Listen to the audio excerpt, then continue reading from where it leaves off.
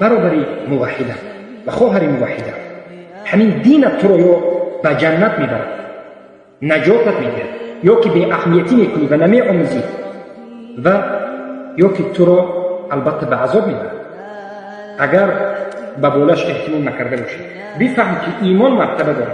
مرتبه ایمان بارک الله فیکم اصل است و واجبات است و مستحبات است. اصل ایمان بعض از میگن 5 است یا 6 است. اصل ایمان ما این چی است؟ اصل ایمانی که ترک کرد انسان کفر میشد به اجماع همه علما. این توحید است، اصل یکم.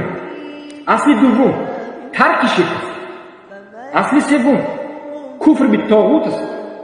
اصل چهارم عدم الامتناع و التولی است.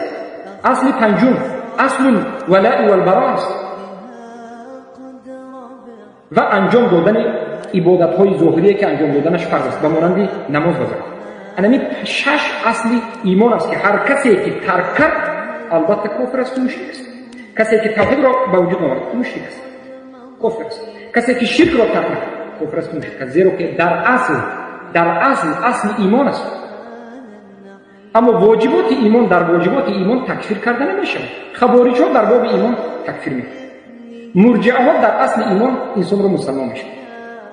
واجبات ایمان چیست؟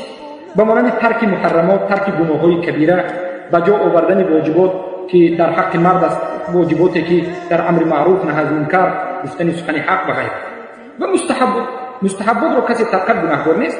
واجبات را کسی ترک کرد در زیر مشیت الله است و البته که اگر گناه کبیره باشد و اصل اصول دین ترک کرد کفر مشرک است.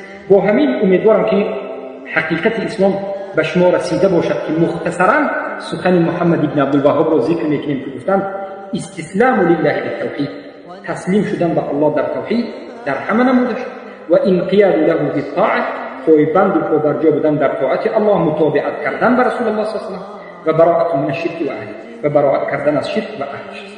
همه نمود توحید متابعت، توحید حکم، توحید در تشریع و غیره. بارک الله فیکم و حیاکم الله بین.